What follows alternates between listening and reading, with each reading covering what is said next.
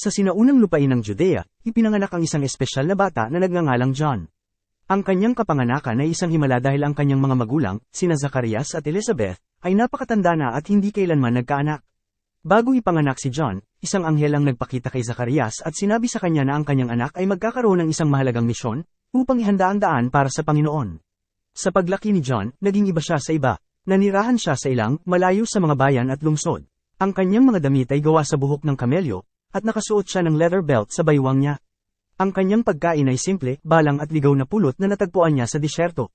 Nagsimulang mang-aral si John sa mga tao sa ilang. Siya ay may malakas na tinig na umalingaw sa disyerto, na tinatawag ang mga tao na magsisi, na nangangahulugang tumalikod sa paggawa ng mga maling bagay at bumalik sa Diyos. Bininyagan niya ang mga tao sa ilog Jordan bilang tanda na binabago nila ang kanilang mga puso at buhay. Nagsimulang magsalita ang mga tao tungkol kay John. Wala pa silang nakikitang katulad niya noon. Inakala ng ilan na maaaring siya ang espesyal na tagapagligtas, ang Mesiyas, na ipinangako ng Diyos. Ngunit laging sinasabi ni John, hindi ako ang Kristo. Nandito lang ako para ihanda ang daan para sa kanya. Isang araw, si Jesus mismo ay dumating sa ilog Jordan kung saan nagbibinyag si John. Nang makita ni John si Jesus, nalaman niyang si Jesus ang pinag-uusapan niya. Sinabi niya, tingnan mo, ang kordero ng Diyos na nag-aalis ng kasalanan ng mundo. Kahit na naramdaman ni John na hindi siya karapat-dapat na bautismuhan si Jesus. Iginiit ni Jesus, at bininyagan siya ni John. Habang si Jesus ay umahan mula sa tubig, isang bagay na mahimalang nangyari. Ang langit ay bumukas, at ang Espiritu ng Diyos ay bumaba na parang kalapati at bumaba kay Jesus.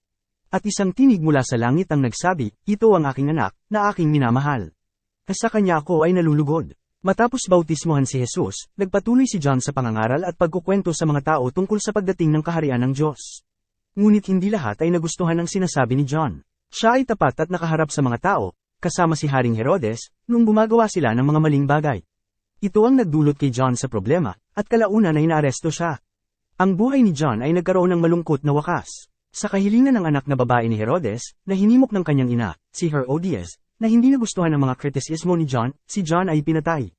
Ang papel ni John sa Biblia ay nagtuturo sa atin tungkol sa kahalagahan ng pagiging matapang at pagsasalita ng katotohanan, kahit na ito ay mahirap.